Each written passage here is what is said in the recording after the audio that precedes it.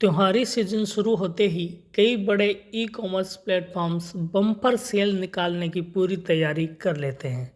इसको लेकर समाचार पत्रों, सोशल मीडिया प्लेटफॉर्म्स और टीवी एड्स के जरिए जमकर प्रचार प्रसार किया जाता है।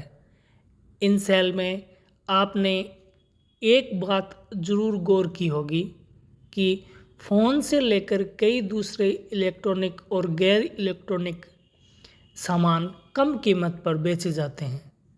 ऐसे में कभी न कभी आपके मन में यह सवाल ज़रूर उठा होगा कि आखिर सामान्य से भी कम कीमत पर जब ये कंपनियां सामान बेचती हैं तो क्या इनको घाटा नहीं होता? क्या है इसके पीछे की वजह? आज के इस वीडियो के माध्यम से पर्दे के पीछे की उन मार्केटिंग रणनीतियों के बारे में डिटेल से बताने की कोशिश करूंगा, जिसकी मदद से ये कंपनियां कम कीमत में सामान बेचकर और ग्राहक डिसीजन को अपने मुताबिक प्रभावित करके कैसे खूब सारा मुनाफा कमाती हैं। नमस्कार, स्वागत है आपका हमारे यूट्यूब चैनल पर। चैनल पर पहली बार आए हैं, चैनल को सब्सक्राइब कर दें, वीडियो को लाइक कर दें, वीडियो को शेयर कर दें। सबसे पहली स्ट्रेटजी है price anchoring trap. Price anchoring trap एक शातिर मार्केटिंग स्ट्रेटजी है। इसमें ये प्लेटफॉर्म किसी एक कीमत पर पहले ग्राहक को हुक करते हैं, उसके बाद अपने मुताबिक प्राइस को ज़्यादा करके उस प्रोडक्ट को बेच देते हैं। मान लीजिए कि आपका बजट 40,000 रुपये का है। सेल शुरू होने से पहले आपको बताया गया कि यहाँ आपको 70 से 80,000 रुपये का फ़ोन 48,000 रुपीज़ में मिलने वाला है। ऐसे में आपने सोचा कि चलो 8,000 रुपये और ज़्यादा खर्च करके यही फ़ोन खरीद लेता हूँ। सेल शुरू होती है और उस फ़ोन का प्राइस कम होकर 48,000 रुपये हो जाता है। लेकिन जैसे ही आप ऑर्डर प्लेस करने जाते हैं, वेबसाइट क्रैश हो जाती है और ऑर्डर बुक नहीं होता। थोड़ी देर बाद जब वेबसाइट ठीक से काम करने लगती है और दोबारा ऑर्डर बुक करने की आप कोशिश करते हैं, तो उस स्मार्टफोन की कीमत अब 48,000 रुपये नहीं होती है, अब उसकी कीमत 55,000 रुपये हो जाती है। ऐसे में कंज्यूमर दोबारा उस फ़ोन को बुक करने की कोशिश करता है। किस्मत ठीक होती है तो स्मार्टफोन बुक हो जाता है, अगर नहीं तो दोबारा यही प्रक्रिया चलती रहती है और फ़ोन की कीमत बढ़कर 60,000 रुपये के पार चली जाती है। ऐसे में एक ग्राहक जिसका बजट 40,000 रुपये का था, उसे उस स्मार्टफोन की कीमत के साथ पहले हुक किया गया। इसके बाद उस स्मार्टफोन की कीमत को बढ़ाकर 60,000 रुपये में बेच दिया गया। इसे ही प्राइस एंकरिंग कहा जाता है। इसमें प्रोडक्ट को लेकर पहले कंज्यूमर के मन में फोमो यानी कि फियर ऑफ मिसिंग आउट बनाया जाता है। उसी के आधार पर जिस कस्टमर का बजट 40,000 रुपये का था, उसे 60,000 रुपये में उस फ़ोन को बेचा जाता है।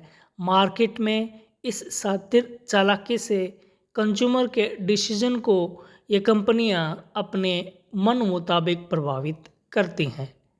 यहाँ गौर करने वाली बात यह भी है कि जिस कीमत पर सेल शुरू होने से पहले स्मार्टफोन को बेचने का दावा किया गया था, उस कीमत पर बहुत कम लोग स्मार्टफोन का ऑर्डर प्लेस कर पाते हैं।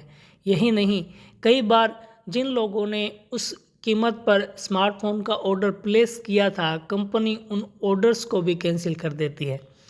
अगर आप किसी सेल में किसी सामान को खरीदने की योजना बना रहे हैं, ऐसे में आपको इसके बारे में ज़रूर पता होना चाहिए।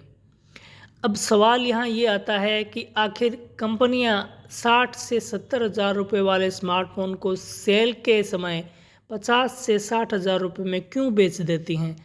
आपकी जानकारी के लिए आपको बता दूं कि स्मार्टफोन कंपनियां हर साल अपने मोबाइल फ़ोन के नए फ्लैगशिप मॉडल्स लॉन्च करती हैं। जब नया मॉडल लॉन्च होता है तो कई बार लोग पुराने मॉडल को नहीं खरीदते। ऐसे में स्मार्टफोन निर्माता कंपनियों के लिए इन ई कॉमर्स प्लेटफॉर्म पर चलने वाली सेल एक बढ़िया मंच होता है पुराने स्टॉक को सस्ती कीमत पर निकालने के लिए। इस कारण कई महंगे स्मार्टफोन सेल में काफ़ी कम कीमत पर बिक जाते हैं।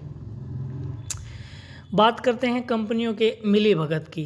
कंपनियां बड़ी मात्रा में उत्पादन करती हैं। उत्पादित किए गए सामान की प्रत्येक यूनिट बेचना पॉसिबल नहीं होता, इसलिए जो बची हुई यूनिट होती है वो सेल के माध्यम से निकाली जाती है।